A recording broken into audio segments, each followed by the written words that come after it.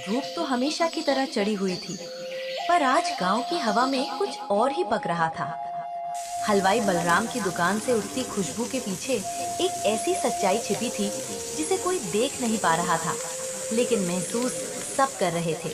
अरे बलराम, ये रोटी है या पपीते की पत्ती? इतने पैसे लेते हो और देते क्या हो? इसमें घी की खुशबू तक नहीं है। पैसा बचाने के चक्कर में पता नहीं कौन सा घी डाल लेता है। अरे भाई, मैं तो शहर से अपने ढाबे के लिए सब कुछ बढ़िया लेकर आता हूँ। मेरी दुकान की चीजें एक नंबर हैं। अगर तुम्हें ही स्वाद समझ नहीं आता तो इसमें मेरी क्या गलती? कुछ तो गड़बड़ है यार। रोज रोटियां पतली होती जा रही हैं।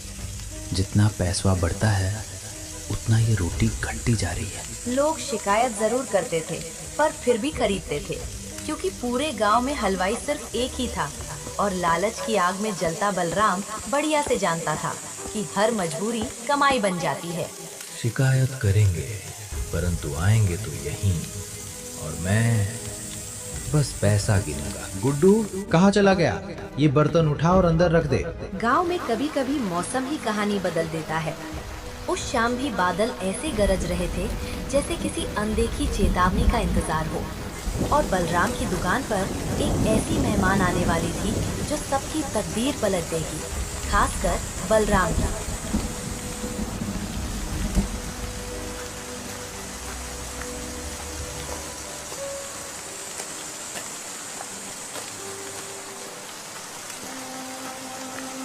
बेटा, थोड़ा खाना दे दो, पैसे बाद में दे जाऊंगी। भगवान के नाम पर दे दे बेटा कुछ। अम्मा, यहाँ भंडारा नहीं चलता। पहले पैसे दिखाओ फिर खाना मिलेगा। मुफ्तखोरी मुझे पसंद नहीं। बेटा, ठंड लग रही है, 2 रोटी दे दे, पेट को थोड़ी गर्मी मिल जाएगी। अरे जा अम्मा, मेरे पास टाइम नहीं, आगे जाओ। बलराम ने दादी के कांपते हाथ नहीं देखे, पर किसी ने देखे थे। दादी, आप रुकिए, मेरा घर पास में ही है। मैं अभी कुछ खाने के लिए ले आता हूँ। लो भाई, अब मेरा धंधा बच्चे चलाएंगे क्या? जाओ जाओ, जल्दी करो, दुकान मत भिगो। गुड्डू अपने घर से लाकर दादी को 2 रोटियां देता है। बेटा गुड्डू, तेरी रोटी में जितना प्यार है ना, उतना प्यार दुनिया के महलों में भी नहीं मिलता। दादी की आवाज में अजीब सी गहराई थी, जैसे हर शब्द किसी पुराने राज का हिस्सा हो। तभी दादी का चेहरा अचानक गंभीर होता है। वो बलराम की तरफ देखती हैं। लालच से भरा मन कभी तृप्त नहीं होता बेटा, याद रखना।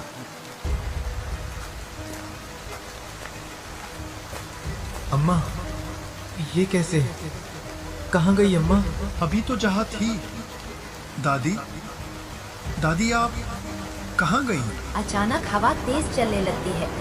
बलराम चारों तरफ देखता है। अरे, ये यूं गायब कैसे हो गए? कहीं भूत प्रेत तो नहीं थी? लेकिन मैं तो रोटी दिए था, वो मेरे सामने थी। बारिश थम चुकी थी, पर बलराम के दिल में जो बेचैनी पैदा हुई थी, वो अब शुरू होने वाली सच्ची कहानी का पहला कदम थी। उस शाम ढाबे की रहस्यमयी घटना के बाद बलराम ने भले ही खुद को समझा लिया हो, लेकिन मन के किसी कोने में बेचैनी टिक चुकी थी।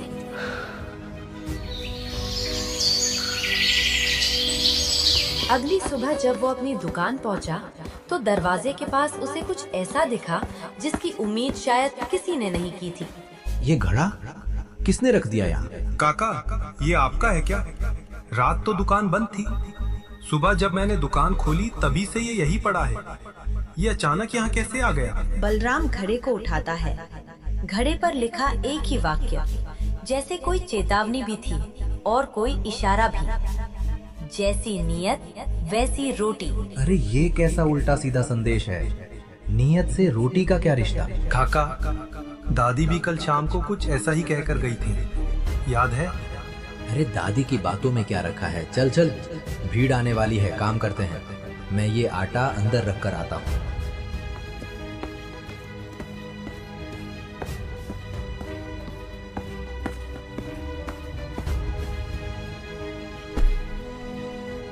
दुकान खुलते ही भीड़ उमड़ पड़ती है।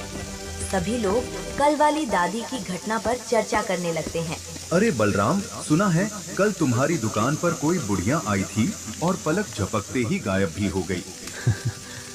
कहते हैं वो देवलोक की कोई थी, वरना इतनी बारिश में कौन आता है। अरे बस करो, रोटी चाहिए तो लाइन में खड़े रहो। गुड्डू, सबको रोटी दे दे, मैं अंदर जाकर आटा लेकर आता हूँ। गुड्डू ने सभी को खाना दे दिया। उधर बलराम आटा गूंथने बैठा तो आटे की खुशबू पूरे ढाबे में फैल गई। माहौल एकदम घर जैसा हो गया। काका, ये आटा ऐसे महकते तो नहीं देखा कभी। पता नहीं, ये तो वही सुबह वाला गड़े का आटा है। मैं तो हमेशा इसी तरह आटा गूंथता हूँ। ये खुशबू तो मैंने भी पहली बार महसूस की है। काका, मुझे लगता है कि जो दादी कल दुकान पर आई थी, ये आटा शायद उसी की देन है। लगता है ये कोई आम आटा नहीं, चमत्कारी आटा है। बस बस, कोई चमत्कार वाला आटा नहीं है ये। कोई गांव वाला होगा, भूलकर यहाँ रख गया होगा। मेहनत से काम कर रहे हैं, चमत्कार जैसी कोई चीज नहीं होती। चलो बाहर देखते हैं। गांव वाले खड़े हैं रोटी के इंतजार में।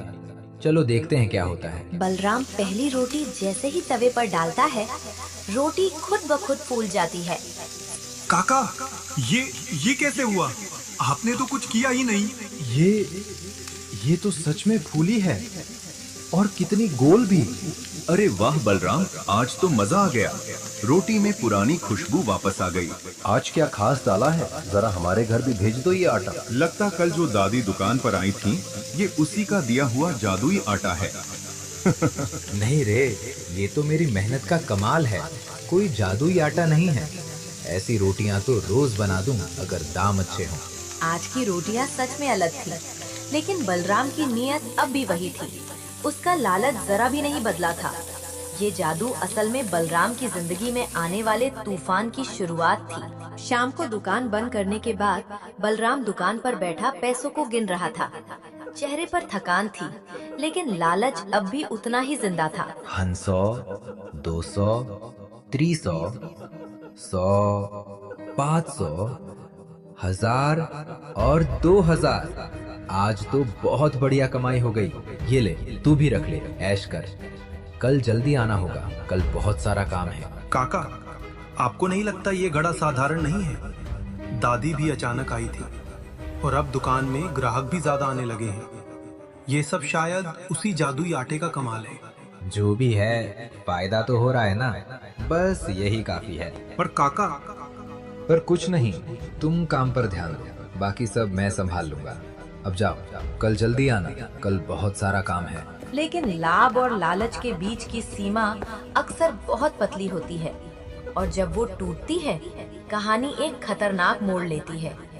बलराम को इसका अंदाजा भी नहीं था कि अब असली खेल शुरू होने वाला है।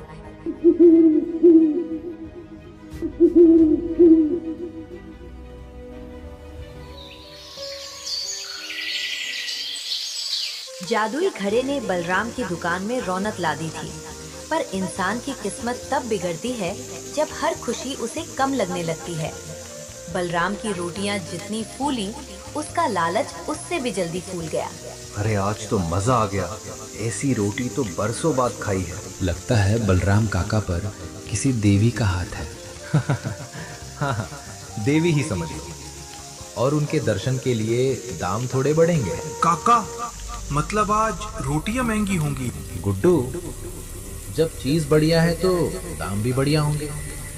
आज से दोगुना दाम। तभी भीड़ में हलचल होने लगी। गांव वाले इसका खुलकर विरोध करने लगे। अरे दुगना क्यों? गरीब लोग कैसे खरीदेंगे? भैया, बढ़िया खाओगे तो बढ़िया दाम दोगे, हमें भी तो घर चलाना है। बलराम को अब सिर्फ भीड़ दिख रही थी, लोग नहीं। और जैसे जैसे भीड़ बढ़ रही थी, वैसे ही उसकी लालच भी। भीड़ के हटते ही तुरंत बलराम रसोई में आता है। अगर थोड़ा पानी और डाल दूं तो आटा बढ़ जाएगा और ज्यादा रोटियां बनेंगे और ज्यादा पैसा आएगा। वाह बलराम, तू तो जीनियस निकला। काका, ऐसा मत करना। दादी ने कहा था जैसी नीयत वैसी रोटी। अरे तू चुप रह, मुझे मेरा काम मत सिखा। तू बस चुपचाप देखता जा। अब मैं क्या कमाल करता हूँ। बलराम जैसे ही आटे में पानी डालकर जोर से घूटता है, घड़ा तुरंत हल्का अंधेरा सा दिखने लगता है, जैसे नाराज हुआ हो। जादुई चीजें नियत समझती हैं, भाषा नहीं। बलराम तवे पर जैसे ही रोटी डालता है, रोटी पहले तो फूलती दिखती है, फिर अचानक काली पड़ जाती है। काका, ये रोटी तो जल गई। बलराम एक के बाद एक रोटियां डालता गया, दूसरी रोटी, फिर तीसरी, लेकिन हर रोटी काली, जली और बदबूदार निकलने लगी। अरे ये क्या हो रहा है? अभी तो सब ठीक था। रोटी के इंतजार में खड़े गांव वालों का सब्र अब टूट गया। वे गुस्से में बलराम पर चिल्लाने लगे। अरे ये कैसी बदबू है? कल तो रोटी पुष्प जैसी थी, आज क्या हो गया? बलराम, रोटी तो देख, कोयले से भी काली है। हमसे दुगना पैसा लेकर जली रोटी देगा? अरे रुको, अभी ठीक कर देता हूँ। काका, दादी की बात याद करो।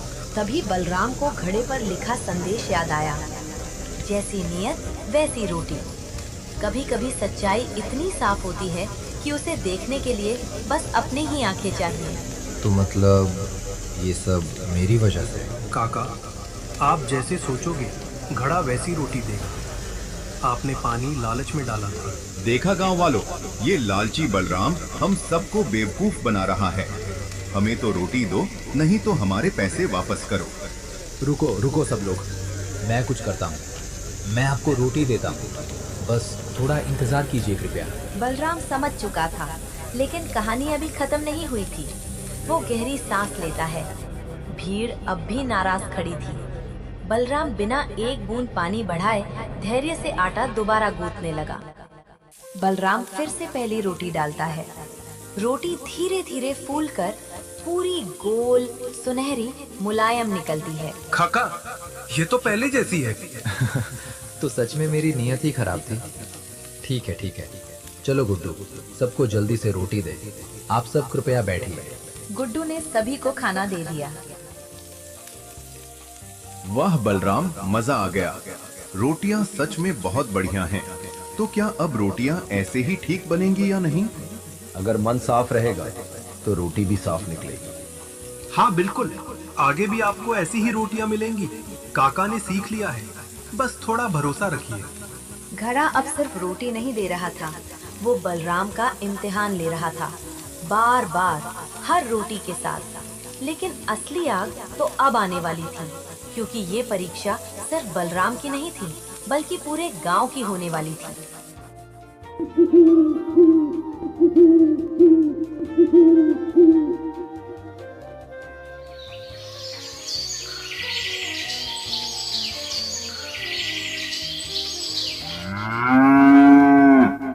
इम्तिहान खत्म नहीं हुआ था। बलराम के ढाबे की खुशबू अब पूरे गांव में फैल चुकी थी। ठीक उसी समय गांव के मुखिया के घर एक बड़ा समारोह होने वाला था। गांव वालों से बलराम की रोटियों की चर्चा सुनकर मुखिया ने तय किया कि इस बार अपने घर का खाना वही तैयार कराएगा। वो अपने साथियों के साथ बलराम के ढाबे पर पहुंचा। असली मोड़ अब शुरू होने वाला था, और इस बार लालच सिर्फ रोटियां ही नहीं बिगाड़ेगा, बलराम की पूरी दुनिया हिला देगा। मुखिया जी नमस्कार। मुखिया जी, कैसे आना हुआ इस गरीब के ढाबे पर? कैसे हो बलराम? सुना है तुम्हारे ढाबे की रोटियां आजकल बहुत अच्छी हो गई हैं। पूरा गांव तुम्हारी ही चर्चा कर रहा है। मेरे घर में एक फंक्शन है, खाना बनवाना है। क्या तुम मेरे लिए खाना तैयार करोगे? क्यों नहीं मुखिया जी, हम तो बैठे ही हैं आपकी और गांव वालों की सेवा के लिए। आप बस हुक्म कीजिए, मैं सारा खाना तैयार कर दूंगा। बताइए कितने लोगों का खाना बनाना है और कब तक चाहिए आपको? 100 to 150 लोगों का खाना तैयार करना है। पैसों की चिंता मत करना, अगर खाना अच्छा हुआ तो इनाम भी मिलेगा। बस खाना बढ़िया बनाना। मुखिया जी, आप बेफिक्र होकर जाइए। आप नंबर 1 ढाबे पर आए हैं और खाना भी आपको नंबर 1 बढ़िया मिलेगा। आप सारा काम मुझ पर छोड़ दीजिए। आपके कहे अनुसार खाना समय पर तैयार कर दूंगा। बहुत बढ़िया बलराम, ठीक है, मैं चलता हूँ। ठीक 12 बजे दोपहर हम खाना लेने आएंगे। उम्मीद है तब तक तुम खाना अच्छे से तैयार कर दोगे। धन्यवाद। धन्यवाद मुखिया जी। हाँ जरूर, आपके कहे अनुसार आपको खाना नंबर 1 क्वालिटी का मिलेगा। शुक्रिया। मुखिया के जाते ही ढाबा फिर शांत हो गया, लेकिन बलराम के मन में हलचल थी। काम बड़ा था, वक्त कम था और उसकी पुरानी लालच अब भी भीतर छिपी बैठी थी। क्या वो दोपहर 12 बजे तक इतना बड़ा खाना सच में तैयार कर पाएगा, या उसकी नीयत फिर उसके हाथ रोक देगी? काका, ऑर्डर तो बहुत बड़ा मिल गया है, इसमें शक नहीं है, लेकिन इतनी रोटियां हम बनाएंगे कैसे? हमारे पास तो इतना आटा भी नीड्स है। इतना बड़ा ऑर्डर पूरा करोगे कैसे? हो जाएगा, सब हो जाएगा, और मैं टाइम से ऑर्डर भी पूरा कर दूंगा। मेरे पास हर मुश्किल का हल है, बस तू देखता जा मैं क्या करता हूँ। बलराम के मन में लालच की चिंगारी एक बार फिर भड़क उठती है। वो आटा गूंथने के बहाने अंदर जाता है, लेकिन मन में कुछ और ही चल रहा होता है। पिछली गलती से सबक ना लेकर वो फिर वही रास्ता पकड़ लेता है। उसे जरा भी अंदाजा नहीं कि इस बार की गलती उसके जीवन की आखिरी गलती साबित हो सकती है। जितना आटा है उससे तो बस 100-200 रोटियां ही बनेंगी। अगर थोड़ा पानी मिला दूं तो आधा आटा बच जाएगा और आधे पैसों का सीधा फायदा। काका, इतना बड़ा ऑर्डर है, सच में साफ दिल से बनाओ, कोई मिलावट मत करना। बलराम ने गुड्डू की बात को जैसे सुना ही नहीं।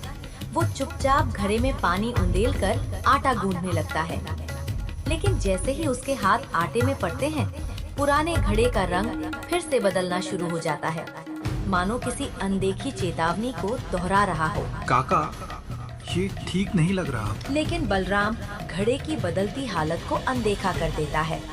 वो और जल्दी जल्दी आटा गूंथने लगता है। उधर घड़े की सतह और काली पड़ती जाती है और उसके किनारों से हल्की काली भाप उठने लगती है, मानो भीतर कुछ जाग रहा हो। काका रुक जाओ, ये अच्छा नहीं होगा।